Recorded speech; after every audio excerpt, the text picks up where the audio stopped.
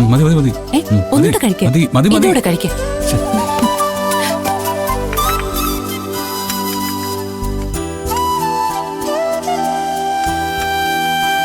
മതിയോ? മതി. അനു, നീ കൂടി ഇരിക്കെ. നമുക്ക് ഒരുമിച്ച് കഴിക്കാം. ഇവിടെ വേറെ ആരും കഴിക്കാനില്ലല്ലോ. അത് സാരമില്ല. ഇന്ദ്രേട്ടന് ആദ്യം കഴിക്കേ. ഷോപ്പിൽ പോകാനുള്ളതല്ലേ. മോനെ എഴുന്നേറ്റാ അവൻ ആഹാരം കൊടുക്കുമ്പോ ഞാനും കൂടെ കഴിച്ചോളാം. ഓ, അപ്പൊ നിങ്ങൾ ഒരുമിച്ച്, ഞാൻ ഒറ്റയ്ക്ക് അല്ലേ? ആ, ഇന്ദ്രേട്ടന് ഷോപ്പ് അവധിയുള്ളപ്പോ നമുക്ക് ഒരുമിച്ച് പാചകം അടക്കം എല്ലാം ചെയ്തേക്കാം. അതുപോരെ? ഓ മതിയേ. ആ മോളെ, ആ ഭാനു, അനുമേ. നിങ്ങളുടെ ഈ സന്തോഷത്തില് ഭാനുമ്മയും കൂടെ ഉണ്ട്. ആ, ഇരിക്ക് ഭാനുമ്മ. ഭാനുമേ ഇരിക്കേ. ഒരു പ്ലേറ്റ് ഭാനുമ്മയ്ക്കൂടെ വെക്കേ. ദാ ഭാനുമേ. ആ, നീ കഴിക്കുന്നിരാ. ഭാനുമ്മയ്ക്ക് നിങ്ങളുടെ സന്തോഷം കണ്ടാ മാത്രം മതി. അയ്യോ മതി മതി, കഴിക്ക് ഭാനുമേ. എനിക്ക് ഒരെണ്ണം മതി മോളെ. അല്ലെങ്കിൽ ഇന്ദ്രേട്ടൻ മതി കഴിക്കേണ്ടി വരും. ഒന്ന് മതി. അല്ല, അനുമോടെ കയ്യിൽ നിന്ന് വല്ലതും വാങ്ങി കഴിച്ചിട്ട് എത്ര നാളായി. മതി മോനെ, മതി മതി.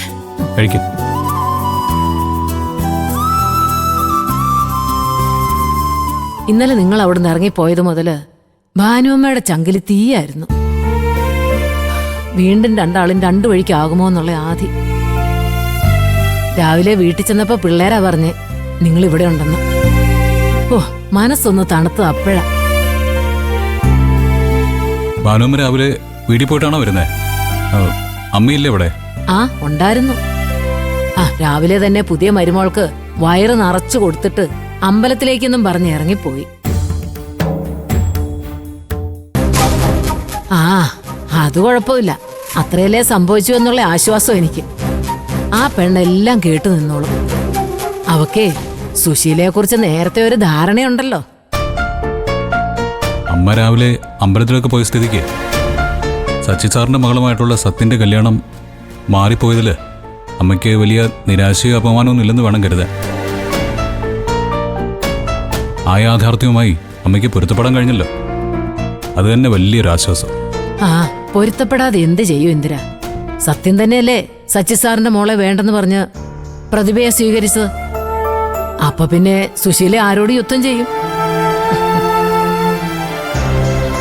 ഇന്നലെ അവള് പുതിയ മരുമോളെ സ്വീകരിക്കാൻ വന്നപ്പോഴേ എനിക്ക് മനസ്സിലായി സുശീല ആയുധം വെച്ച് കീഴടങ്ങുകയാണ്.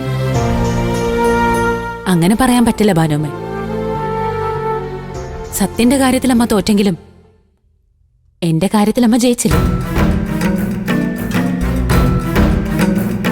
എന്നെ ആ വീട്ടിൽ നിന്ന് ഇറക്കി വിടുക എന്നുള്ളത് അമ്മയുടെ ഏറ്റവും വലിയ ലക്ഷ്യമായിരുന്നു. അതിലമ്മ സന്തോഷം കണ്ടെത്തട്ടെ.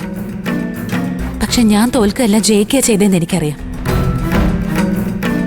ഇന്ദ്രേട്ടൻ എന്നെ തിരിച്ചറിയുകയും എന്റെ മോന്റെ ഒപ്പം ഈ വീട്ടിൽ നിൽക്കാൻ തീരുമാനിക്കുകയും ചെയ്തില്ലേ? എനിക്കത് മതി. ഇതെല്ലാം ദൈവത്തിന്റെ ഓരോ തീരുമാനങ്ങളാണ്. നിങ്ങളുടെ കാലദോഷമെല്ലാം മാറി ഒരു നല്ല ജീവിതം ആരംഭിക്കാൻ ഇപ്പോഴാ സമയമായെന്ന് കരുതിയാ മതി. ഈ ജീവിതമേ ഇനി നല്ല രീതിയിൽ കൊണ്ടുപോകേണ്ട ഉത്തരവാദിത്വം നിനക്കാ ഇന്ദിര.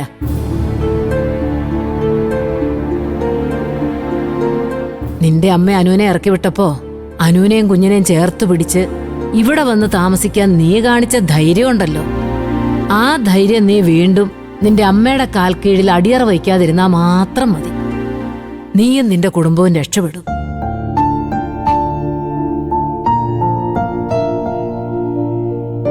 ഈ തീരുമാനത്തിലൊന്നും ഇനി ഒരു മാറ്റവും വരാൻ പോകുന്നില്ല ഭാനുമ്മേ.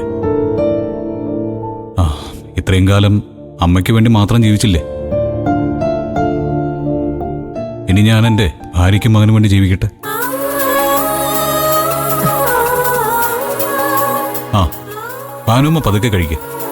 ഞാനൊന്ന് ഷോപ്പിലോട്ട് പോട്ടെ.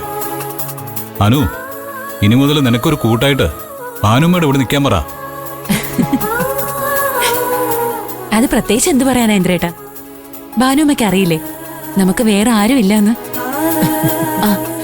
ഞങ്ങളിവിടെ താമസാക്കിയ കാര്യം അമ്മ അറിഞ്ഞോ ഭാനുമ്മ? ആ, ഇതുവരെ അറിഞ്ഞിട്ടില്ല. ഏതായാലും താമസിയാത്ത സുശീല അറിയും. തൊട്ടടുത്ത് തന്നെയല്ലേ. ആ, ഏതായാലും അറിഞ്ഞ ഒരു വരവ് ഇങ്ങോട്ട് വരും. അതൊരൊന്നൊന്നര വരവായിരിക്കും. അതെ, അത് മാത്രം നിങ്ങളൊന്ന് സൂക്ഷിച്ചാ മതി.